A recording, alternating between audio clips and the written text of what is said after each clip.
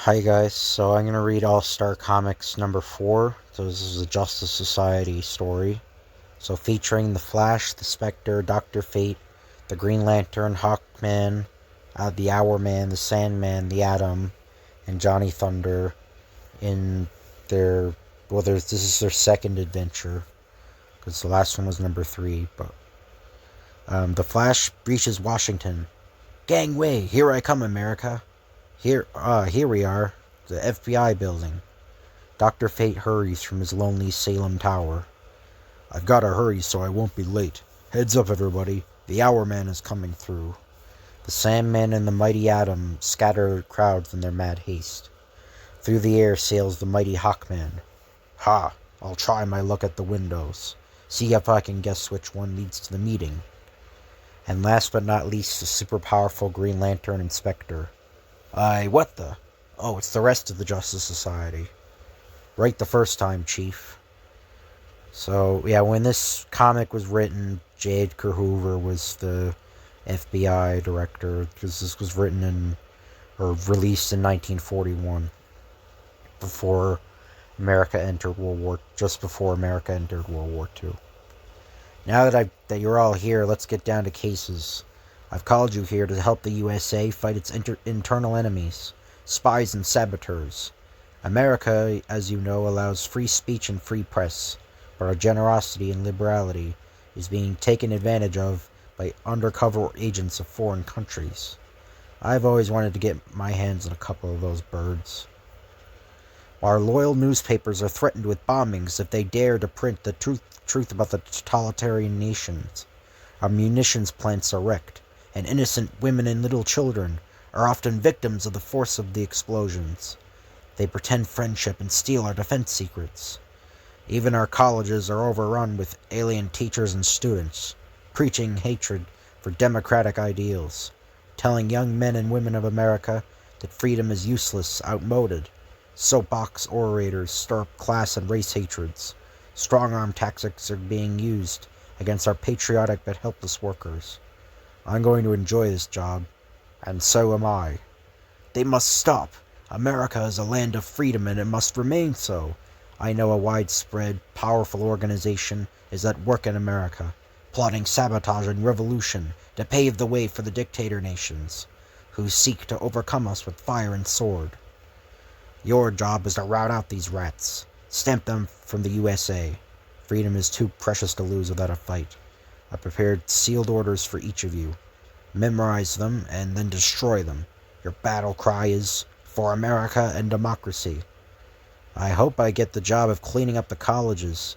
I love taking a poke at a couple of those dictator-minded professors.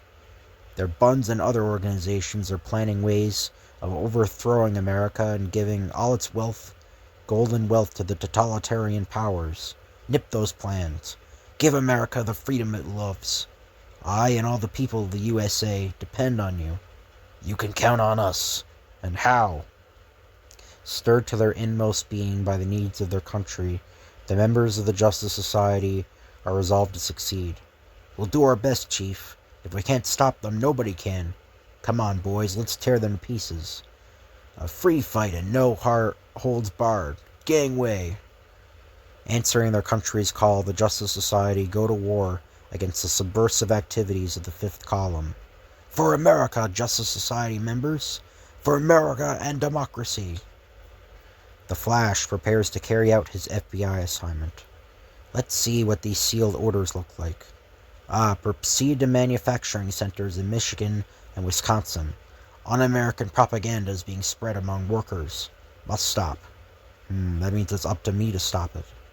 In Detroit, big automobile and aviation city. Somebody had to look after you. Why not join the Gray Shirts? We protect every working man.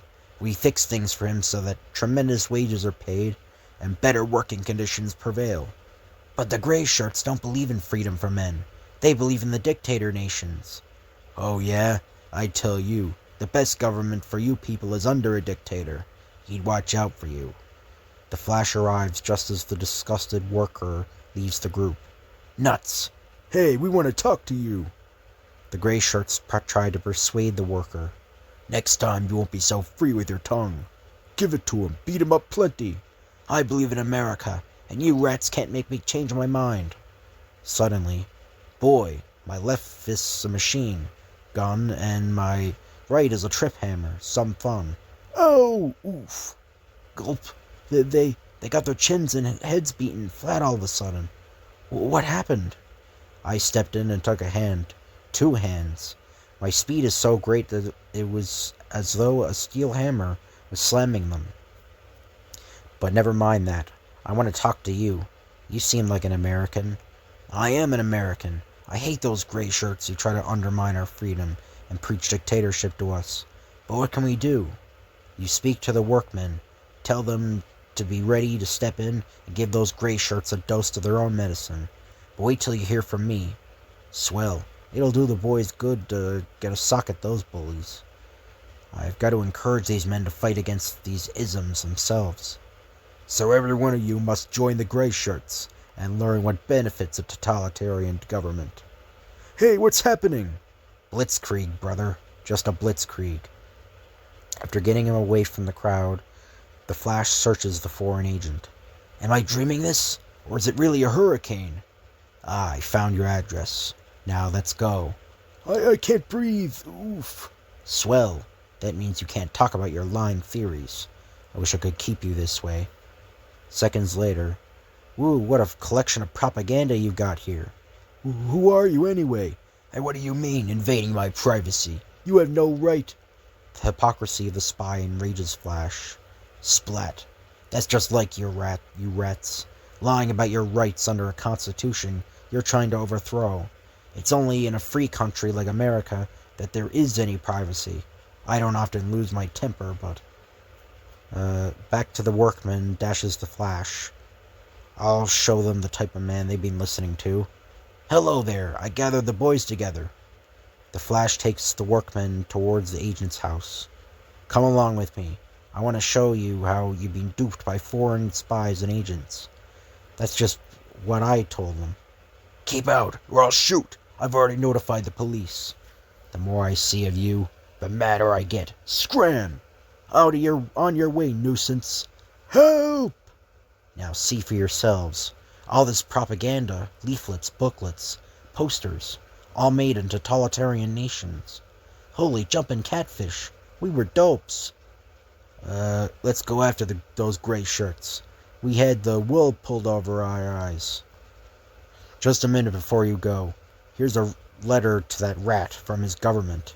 And prepare the way for an invasion by making the workers revolt instead of making defense weapons. And we listened to him. And here's the final proof.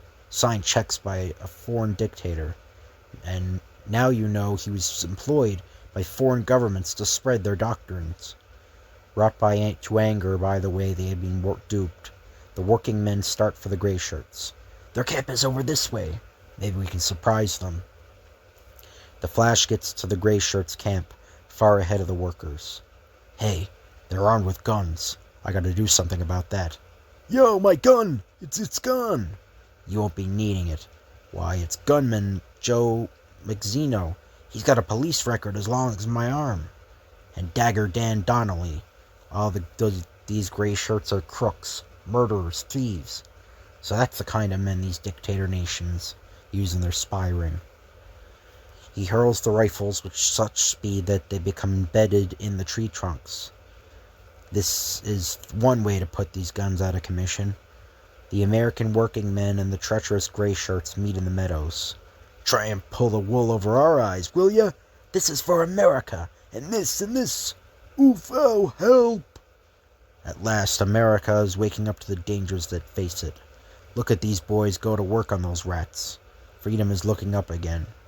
Well, Mr. Flash, we did it. They won't hang around here anymore.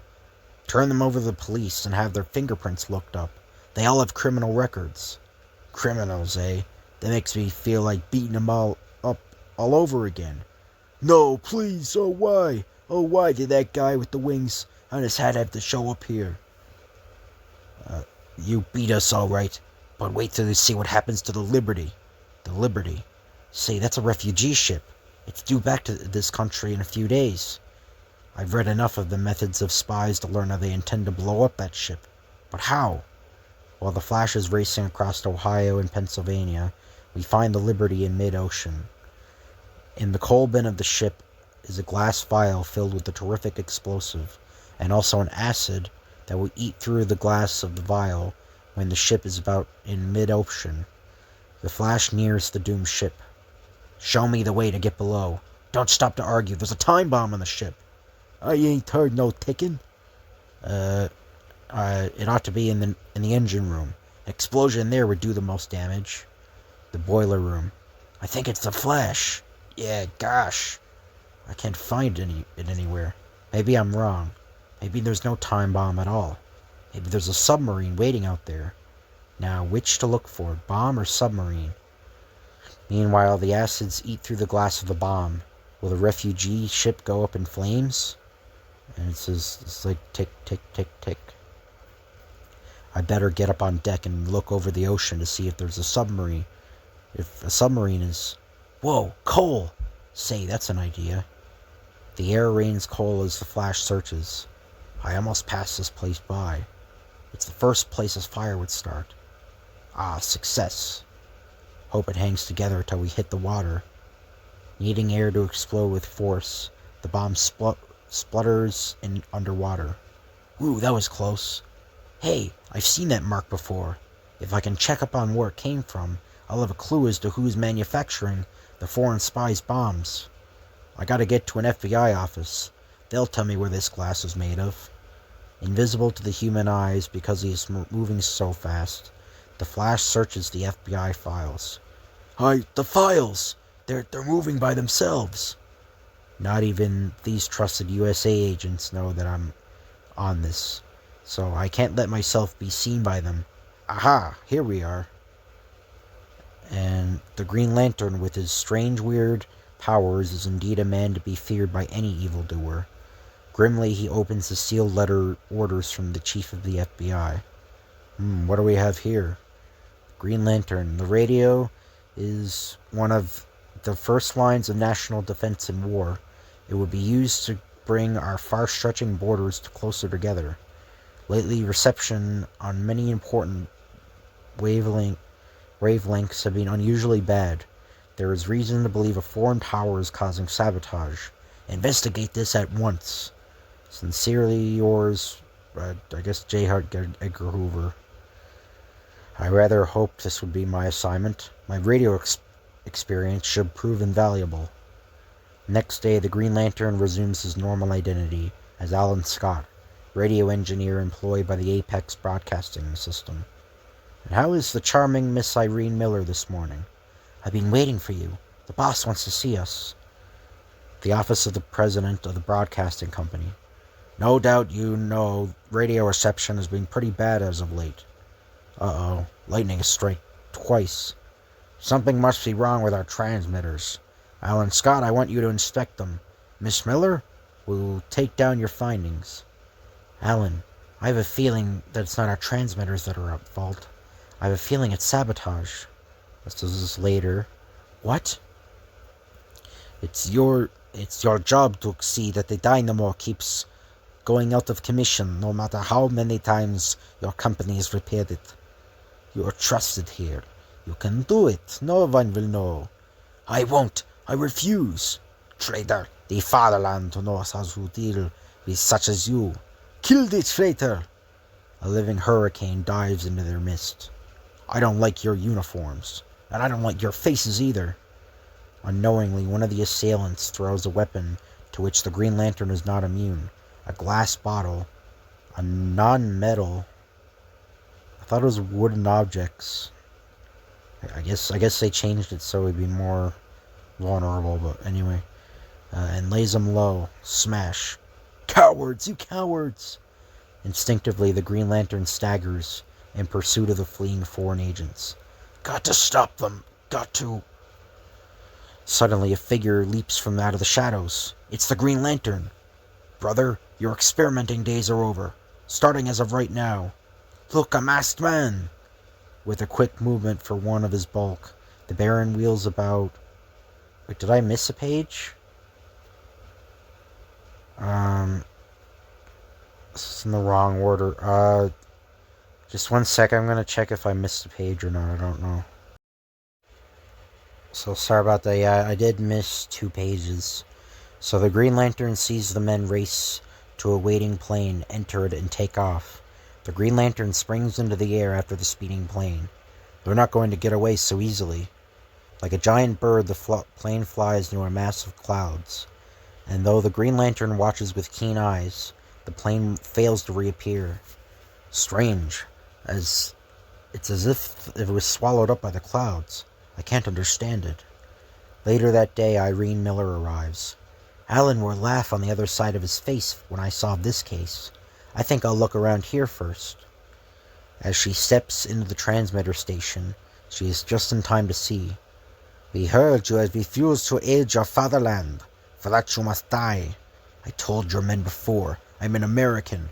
I owe allegiance only to the country I live in. Sensing danger imminent to the little man, Irene leaps forward without realizing her own peril. You leave him alone, you murderer! A girl, grab her! Both Irene and the man called Krapak are overpowered. What shall we do with them? Let's take them to the Baron. They may want to question them. Good idea. Not more than a few minutes later, the Green Lantern enters the control room. I'll question Krapak. A woman's purse. That's Irene's. She's been here. Fearing the worst, he races outside in time to see. The plane I lost in the clouds. Irene, they must have taken her on it. With meteoric speed, he vaults up into the sky. You don't get away from me this time, baby. As the plane again enters a great cotton cloud, the Green Lantern is right behind. This is the very cloud it went into. He emerges to view a startling sight.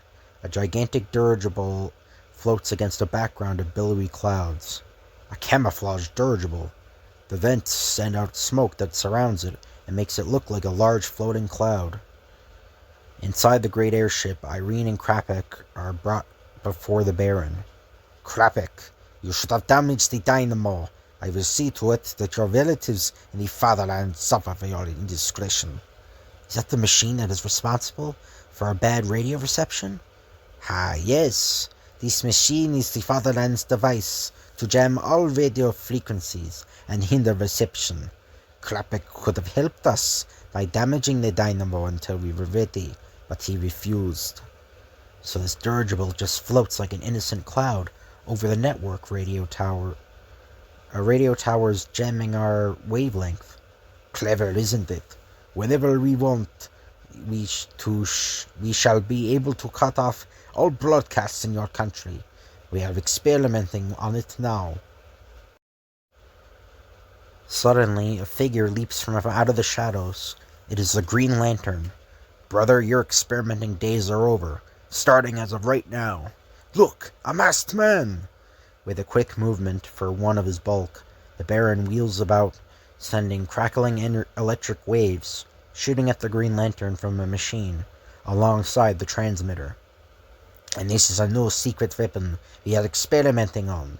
You are fortunate to be the first to feel its effects. What? The Green Lantern is caught and is rendered helpless by the waves of electricity. You wear a costume. I have reports about mantled flying men who are trying to wreck our organization. No doubt you are one of them. As the Baron rants, a figure suddenly darts forward. It's Krapak. I shall take special care that you shall suffer for it. Bullets bore into the valiant man's body, but somehow, some way, he keeps smashing that horrible machine until... So it's bang, bang. It is completely disabled. The Green Lantern, freed from the paralyzing waves, tears into the Baron with a fistful of knuckles. Now let's see if you can take it. Taking advantage of the confusion, the Master of Light sends a blazing beam of light at the controls of the dirigible, melting them. As the great balloon begins to drop, the Green Lantern seizes Irene and Krapak and springs out and away. A burning pyre marks the end of the once great menace. The Green Lantern turns his attention to the dying Krapak. How are you, old man? I want to tell you, the leader they mentioned, his name is Fritz Claver. He has headquarters in Toledo, Ohio. Stop him. He's plotting something against America. Stop him! Even as Krapik dies, he smiles, as if he has realized he has served his adopted country well. Did you see his face when he died? It had a light in it. It was glorious. I'll never forget it. He was a great little guy, but what's more important is that he was a great American. He gave his life for his country. Well, I've things to do. So long. Wait! The next day, Irene meets Alan Scott back at the Apex Studios. Well, have you read the papers, Mr. Smarty? Didn't I tell you I was right about it being sabotage? All right, for Pete's sake, don't crow about it, you win. That night in his sanctum, the Green Lantern again places his ring against the potent lamp. I'll show Krapik he didn't die in vain. I'll get the leader behind this mob of fifth columnists. Like a streak of light, the Green Lantern races through the sky. His eyes seem to see a distant city. In that city, a man. That man, Fritz Claver. Toledo, Ohio. That's my destination. And the Spectre. So glancing at his sealed orders, the Spectre is instantly aware of their contents without having to bother to open the envelope. So I'm to proceed to Pittsburgh to investigate sabotage at the munitions factories there. Orders are orders. And so, the mysterious Dark Knight zooms off on his errand. Here I go. A fraction of a split second later, above one of the largest armament factories in Pittsburgh, invisible but colossal in proportions, I sense terrific evil brewing down there. Therefore, I'll make a closer inspection. There's my man. No one watching. A perfect chance for me to ruin the barrel of this gun with steel wool. Unobserved, eh? If only he knew. As a Spectre gestures, Help! My hand is stuck! Hand's in trouble? Help him! There, are you alright now? So he's German, I guess, so he's German. Ah, my hand! Ow, it feels crushed! What is that in your hand? Steel wool, come with us. Hans is led towards the business office. I'm innocent! You'll have your chance to prove it. It worked. Who hired you to spoil guns here in this factory? I'll talk, but only to the proper authorities. Very well. Take him into the FBI for questioning. Once he reaches his government office, he'll talk plenty, and I'll be there to hear his every word. When the auto drives off, it is an uninvited passenger, none other than the Spectre. All the comforts of home. Unexpectedly, a huge armored truck speeds from an intersection and rams the passenger car. Quick! Into the armored car! One car is as good as another. I'm not particular. When the saboteurs reach their destination, the Man of Darkness accompanies them into the building, unseen. I always did have a habit of following parades. Fool! Flumbler! So you permitted yourself to be captured. But I couldn't help it. My hand got mysteriously caught in the anti-aircraft's guns barrel. A likely yarn. Stranger things have been happening. Reports from the data indicate that the mysterious men possessing great powers are interfering with our activities throughout the entire country, ruining our well-laid plans. But you traitorous dog, you were about to betray us to the enemy, and so you die! No, yeah! Dorgoth places a long-distance call to Toledo, Ohio. Hans was about to give away, but never fear, leader. He will trouble us no further. Through streaks the telephone wires, the telephone wire streaks the fantastic foe of all evil. But in Toledo, Ohio, fine, Dorgoth, fine. When the Foreman factory is demolished in a few moments, one of our most powerful blows at vital armament industries will have been struck. Out of these telephone wires streaks the Spectre. Detour. I have to postpone the pleasure of greeting their leader temporarily. A short distance from the Foreman factory. Another second, and I let her go. He's shoving the plunger. The Spectre gestures, and in response, the plunger streaks upward, growing at terrific speed. Hey, what? My gosh! Is this a nightmare? Let go and you'll find out. Think you've outsmarted the leader, eh? Well, you're wrong. There's a time bomb hidden in the factory, And when it goes off, thanks for the information, pal. Ta-ta, bon voyage. hidden within a wall, the time bomb ticks away. A fraction of a second more, and the Spectre locates the bomb's hidden position before he can reach it. But as the Spectre wills it, time turns back, and the exploding wall reverses back to its unbroken position. Attaboy. Now for the bomb. There, you'll do no further harm.